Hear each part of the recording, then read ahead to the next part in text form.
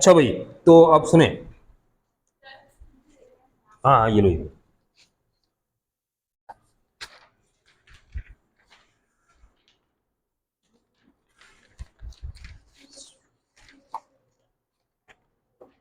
सही है।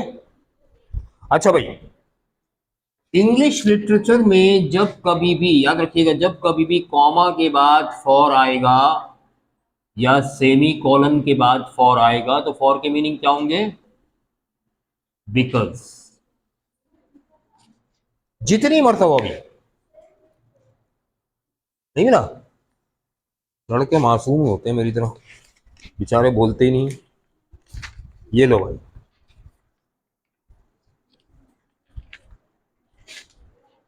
हाँ जी, आप जरा सुनिएगा। फॉर का मतलब क्या होगा? बिकॉज। आप कह रहे हैं nobody has ever been able to compute with an exactness how many people took part in the great rout of 1913 for। कोई इस काबिल नहीं था कि वो एग्जैक्टनेस के साथ कंप्यूट कर सके, गिन सके कितने लोगों ने हिस्सा लिया इस अजीम शान दौड़ में 1913 की। क्योंकि द पैनिक, जो अफरा तफरी थी, which extended from the Winslow bottling works in the south and to the Clintonville 6 miles north। क्योंकि जो पैनिक था, जो अफरा तफरी थी, जो फैली हुई थी विंसलो बॉटलिंग वर्क्स साउथ से लेकर 6 मील के फासले तक, नॉर्थ में क्लिंटन वाइल तक। विंसलो बॉटलिंग वर्क्स फैक्ट्री है जहां बॉटल्स वगैरह बनती हैं या कोल्ड ड्रिंक वगैरह बनती होंगी यकीनन। और वहां से 6 मील परे नॉर्थ में एक छोटा सा एरिया है जिसका नाम है क्लिंटन वाइल। तो विंसलो बॉटलिंग वर्क्स से क्लिंटन वाइल के दरमियान ये सारा पैनिक फैला हुआ था 6 मील के रकबे में। ended as abruptly as it began।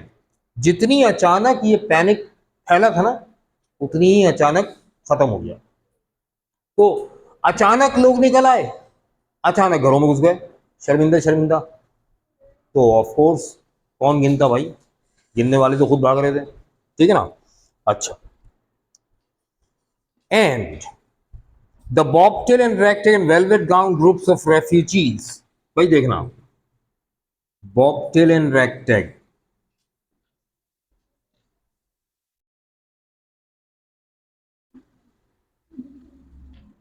Bobtail and ragtag and velvet gown, क्या मतलब होता है इनका? ये इडियोमेटिक स्ट्रक्चर्स हैं बेटे। वेल, ये बॉबटेल एंड रैगटैग जो है ये कॉमन, कॉमन्स को कहेंगे, द कॉमन्स। मैंने कॉमन्स रख दिए, आवाम, आम लोग, गरीब गुरबा, ठीक है ना, राइट। और वेलवेट गाउन कौन होंगे? द नोबलमैन,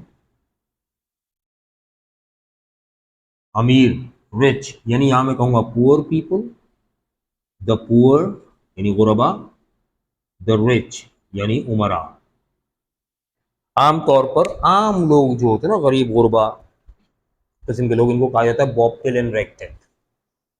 और जो रिच पीपल है इनको कहा जाएगा वेलवेट गाउन। इंग्लिश लिटरेचर में एक बात काबिल गौर है कि अगर कैरेक्टर ने वेलवेट या फर पहना हुआ है, वेलवेट या फर,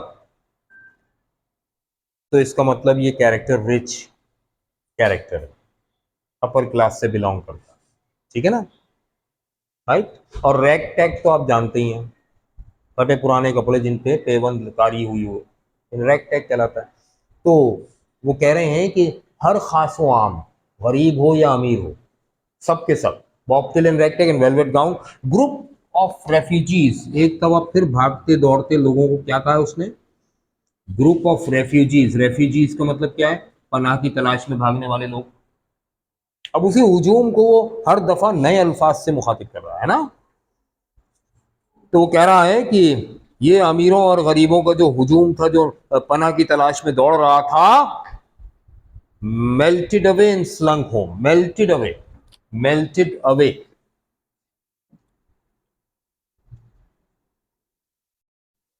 मेल्टेड अवे यानी मुंतशिर हो गए, डिस्पर्स हो गए, बिखर गए, स्कैटर हो गए। स्लंक होम, अब ये स्लंग होम जो इस्तेमाल हुआ ये जरा समझिएगा बेटे। जब लोग घरों से निकले थे सैलाब की अफवाह सुनकर, डैम की अफवाह सुनकर, तो वहां लफ्ज इस्तेमाल हुआ था slipping out of their houses. ये लोग घरों से कैसे निकल निकल पड़ रहे थे, जैसे कोई फोर्स उन्हें मजबूर कर रही है घरों से निकलने पर। Slipping out of their houses, है ना, राइट। और अब जब अपने अपने घरों में वापस घुस गए तो उसने कहा स्लंग होम। यहाँ होम घर नहीं है, होम का मतलब है वापस, एडवर्ब है। स्लंग होम ईडियम है, कब इस्तेमाल होता है? एक चूहा है, चूहे का नाम है जेरी। एक बिल्ला है, बिल्ले का नाम है टॉम। टॉम एंड जेरी की रेस हो रही है। अब जेरी आगे आगे, टॉम पीछे पीछे, है ना। चूहा आगे आगे, बिल्ली पीछे पीछे, या बिल्ला पीछे पीछे। अब चूहा अपनी जान बचाने के लिए भागा चला जा रहा है, भागा चला जा रहा है, और बिल्ला उसके पीछे शिकार करने के लिए भाग रहा है उसको। बिल आखिर चूहा अपने बिल में घुस गया। तो बिल में घुस जाने को कहते हैं स्लंग होम। तो लोग ऐसे घरों में घुस गए जैसे अपने अपने बिलों में घुस गए हों अचानक, ठीक है ना। तो कह रहा है melted away and slung home, Muntashir हो गए और अपने अपने बिलों में घुस गए। ठीक, कोई नजर नहीं आया। Leaving the streets peaceful and deserted, सड़कों को वीरान सुनसान छोड़कर। अच्छा जी। The shouting weeping tangled evacuation of the city. Shouting, चीखो पुकार मचाता हुआ, पहले इस्तेमाल हुआ ना शाउटिंग, क्या ये रहा। वीपिंग, रो भी रहे थे लोग। टैंगल्ड का मतलब है मेंटली कंफ्यूज्ड, पैनिक का शिकार थे ना। They were the victims of panic, they were tangled, ज़हनी तौर पर उलझन का शिकार, परेशानियों का शिकार थे, यानी कंफ्यूज थे, ठीक है ना। इवैक्यूएशन ऑफ द सिटी, अरे भाई ये लफ्ज क्या है, इवैक्यूएशन ऑफ द सिटी। देखो एक और फ्रेज इस्तेमाल किया राइटर ने, इवैक्यूएशन ऑफ द सिटी। किसको कहा गया है? शहर के वो लोग जो घरों से निकलकर बाहर आ गए थे और शहर में अफरा तफरी मचा रहे थे, ये कौन है? Evacuation of the city. क्या मतलब? भाई देखो बात यह है कि इवैक्यूएट का मतलब होता है खाली कर देना, ठीक है ना। जैसे आप घर खाली करा रहे हैं किसी से, तो आप उसके लिए इवैक्यूएट का वर्ड इस्तेमाल कर सकते हैं। तो घर खाली करा लिया आप, सारे लोग घरों घर से बाहर आ गए। अब हुआ क्या, आपने शायद फिजिक्स में कैथोड रेज ट्यूब एक्सपेरिमेंट पढ़ा होगा। साइंस के स्टूडेंट सारे, तो मैं साइंस से मिसाल दूंगा, ज्यादा अच्छा समझ में आएगा। कैथोड रेज ट्यूब कैसी होती है, देखिए कभी किसी ने रियल में? हाँ, किसी ने भी नहीं देखी होगी, क्योंकि हम तो साइंस पढ़ते हैं। साइंस कहानियों की तरह पढ़ लेते हैं, न्यूटन ने ये कहा था, आइंस्टाइन ने ये कहा था, उसने ये कहा था। अरे भाई साइंस पढ़ने की चीज नहीं है, साइंस तो एक प्रैक्टिकल सब्जेक्ट। तो प्रैक्टिकल भी हम पढ़ते हैं, हम तो प्रैक्टिकल भी करते थोड़ी ही पढ़ते हैं, है ना। प्रॉब्लम हमारा ये है, कैथोड रेज ट्यूब नहीं देखी कभी? देखो इस तरह की एक ट्यूब होती है ना। ओके, और थोड़ी मोटी बना दूँ,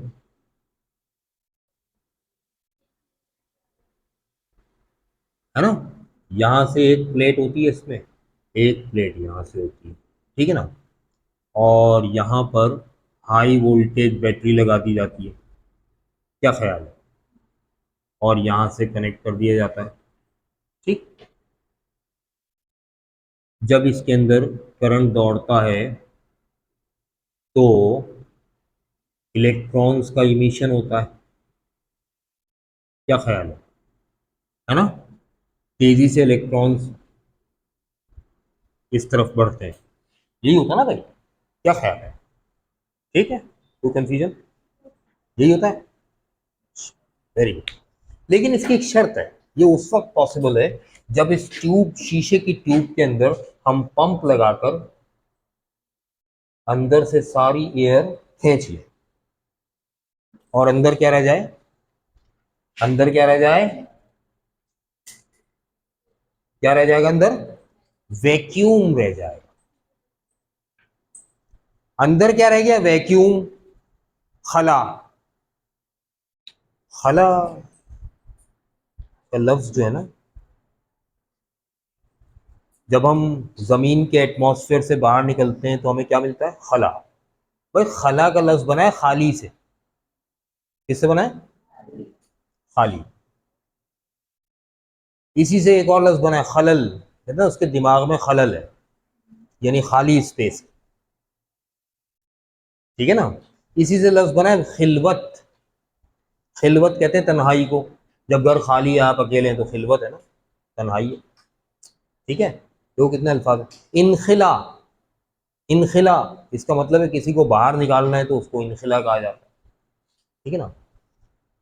तो अब सुने, अंदर खला पैदा कर दिया यानी अंदर खाली कर दिया, तो यकीनन अंदर से कुछ निकला तो होगा ना। जो एयर निकली है इसको कहेंगे इवैक्यूएशन।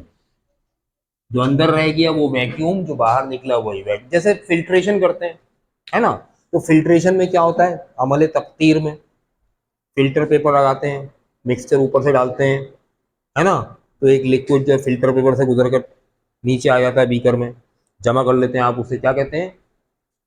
फिल्ट्रेट। जो गुजर गया वो फिल्ट्रेट है ना, मुकत्तिर। और जो फिल्टर पेपर में रुक गया वो क्या है? रेसिड्यू, रसूब। कुछ रुक गया, कुछ निकल गया। इसी तरह से यहाँ पर जब आपने यहाँ से सारी एयर निकाल ली तो जो निकाला है वो इवैक्यूएशन है, और जो अंदर रह गया वो वैक्यूम है। कभी देखिए ट्यूब?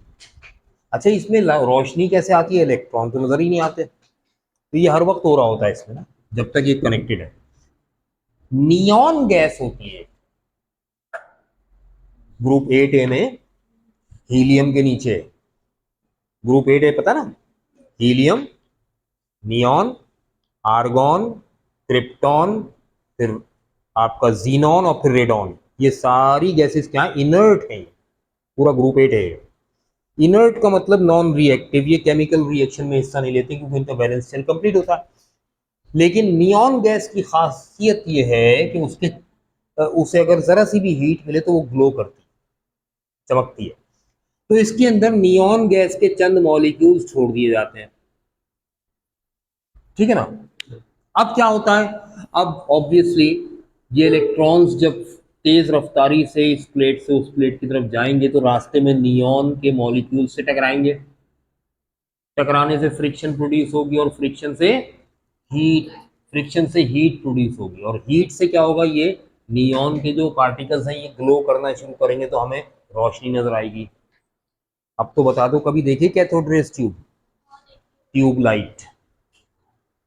जो ट्यूबलाइट होती है ना, पुराने जमानों की जो ट्यूबलाइट होती थी मोटी वाली, है ना, इसके अंदर वैक्यूम होता है। ठीक। और अंदरूनी दीवारों पर वो कर दिया जाता है एक वाइट पेंट, है ना। इसके अंदर दरमियान में कोई वायर वगैरह नहीं होता, दो प्लेट्स होती हैं। हाई वोल्टेज प्रोवाइड करना है तो क्या करते हैं? एक चोक लगाते हैं बीच में, जो स्टेप अप ट्रांसफार्मर है, जो वोल्टेज बढ़ाकर प्रोवाइड करता है। 120 को कई 100 वोल्ट बना देता है। फिर एक स्टार्टर लगाते हैं जो कैपेसिटर है। कैपेसिटर क्या करता है? करंट को बढ़ाकर पेश करता है, स्टोर करता है और फिर एक साथ आगे बढ़ाता है। ठीक है ना। तो इधर से करंट बढ़ रहा है, उधर से वोल्टेज बढ़ रहे हैं, तो हमें यही चीज़ तो चाहिए थी। ठीक है ना। जिससे क्या हुआ? इमिशन ऑफ इलेक्ट्रॉन शुरू हो गया, और एक दफा शुरू हो गया तो साइकिल कंटिन्यू हो जाएगा। तो उसमें नियॉन के मॉलिक्यूल्स होते हैं जो ग्लो करते हैं, तो रोशनी नजर आती है, हम कहते हैं ट्यूबलाइट जल गई। ठीक है ना। तो ट्यूबलाइट जो है प्योरली क्या होती है? कैथोड रेज ट्यूब होती है। साइंस अपने इर्द गिर्द तलाश किया करो, मिलेगी। नियॉन गैस देखी कभी? ये जो लगा हुआ ना, ये तो खैर नहीं है। जो वो जलेबी की तरह होता है ना, वो एनर्जी सेवर, वो ट्यूब जो होती है, वो ट्यूब घूम, उस ट्यूब के अंदर नियॉन गैस होती है। चंद मॉलिक्यूल्स होते हैं उसमें जो ग्लो कर रहे होते हैं। ठीक है ना। अच्छा जी, इसमें तो खैर एलईडी है, इसके अंदर नहीं होता ये। खैर वापस आइए। तो अब मैं क्या समझा रहा था? इवैक्यूएशन का वर्ड समझा रहा था। अब सुनो, इवैक्यूएशन समझ में आया? अब जो भी बाहर निकला है ये इवैक्यूएशन। अब जब डैम टूटने की अफवाह फैली तो घरों में क्या रह गया? सबके सब घरों से बाहर निकल आए, घर खाली हो गए, घरों में खला रह गया, यानी खाली हो गए, वैक्यूम। और घरों से जो लोग सड़कों पर निकल आए हैं, ये सबका सब क्या कहलाएगा? ये इवैक्यूएशन ऑफ द सिटी है। अब आई बात समझ में? तो देखो राइटर का इमेजिनेशन, राइटर एक लफ्ज बार बार इस्तेमाल नहीं कर रहा, हर बार नए अल्फाज ला रहा है उसी हुजूम के लिए। अब वो कह रहा है shouting, weeping, tangled evacuation of the city lasted not more than 2 hours now. 2 घंटे भी बरकरार नहीं रह सका, यानी 2 घंटे के अंदर अंदर लोग घरों से निकले भी, घरों को खाली करके, और 2 घंटे के अंदर अंदर लोग घरों में वापस घुस भी गए, सड़कों को वीरान छोड़कर। ठीक है ना? अच्छा जी,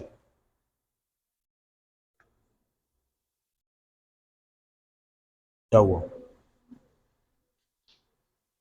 चेहरे बता रहे हैं, थक गए आप। Some few people got as far east as Reynolds, but 12 miles away. कुछ लोग तो इतनी आगे तक भागे, 12 मील परे भागे, रिनॉल्ड्सबर्ग तक। एरिया का नाम है रिनॉल्ड्सबर्ग, लोकेलिटी का नाम। 50 or more reached the country club 8 miles away. 50-60 लोग ऐसे होंगे जिनकी हिम्मत थी तो वो कंट्री क्लब तक पहुंचे, यानी 8 मील। Most of the others gave up, अक्सरियत ने भागना छोड़ दिया था। They left running, they gave up, हिम्मत हार गए थे। एग्जॉस्टेड, ओवर टायर्ड, थक चुके थे, हिम्मत नहीं थी। और climb trees in Franklin park 4 miles out, और शहर से 4 मील परे फ्रैंकलिन पार्क में दरख्तों पर चढ़ चढ़ कर बैठ गए थे। भाई भागा ही नहीं जा रहा था, दरख्तों पर चढ़ के बैठ गए, क्या करें? Order was restored and fear dispelled. बेटे ऑर्डर का क्या मतलब है, जल्दी बताओ। ऑर्डर,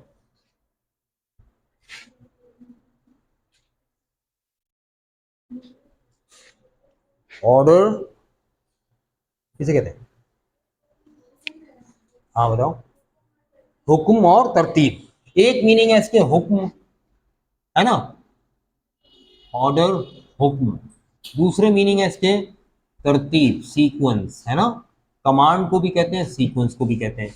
एक और मीनिंग भी है, वो ये है नज्म ज़ब्त। वो जो अदालत में होता है ना, जज कहता है ऑर्डर ऑर्डर ऑर्डर, तो उस ऑर्डर का मतलब होता है डिसिप्लिन डिसिप्लिन डिसिप्लिन, नज्म ज़ब्त। हम अक्सर सुनते हैं लॉ एंड ऑर्डर की सिचुएशन खराब हो गई। लॉ एंड ऑर्डर, कानून और नज्म ज़ब्त, ठीक है। तो यहाँ ये वाले मीनिंग एप्लीकेबल है हमारे पास यहाँ इस सेंटेंस। ठीक है भाई, तो कह रहे हैं ऑर्डर वॉज रेस्टोर्ड, नज्मो जब्त क्या किया गया? रेस्टोर किया गया। भाई रेस्टोर का क्या मतलब है? रीस्टोर, रेस्टोर, रेस्टोर का क्या मतलब है? बहाल करना। फिजिक्स में पढ़ते हैं ना आप, रेस्टोरिंग फोर्स, रेस्टोरेशन फोर्स, बहाल करने वाली कुव्वत। ठीक है, तो नज्मो जब्त बहाल किया गया, एंड फियर डिस्पेल्ड, फियर खौफ व हिरास, डिस्पेल्ड मिटाया गया, मिटाया गया कैसे? Bye means of militia man, फौजियों के जरिए। मिलिशिया मैन किसे कहते हैं? फौजियों को, फौजियों के जरिए, सोल्जर्स के जरिए। Riding about in motor lorries and bawling through megaphones, जो मोटर लॉरीज में राइडिंग करते फिर रहे थे और मेगाफोन्स पर चिल्ला चिल्ला कर ऐलान कर रहे थे the dam has not broken, the dam has not broken, ये ऐलान कर रहे थे। मेगाफोन, मेगाफोन क्या होता है?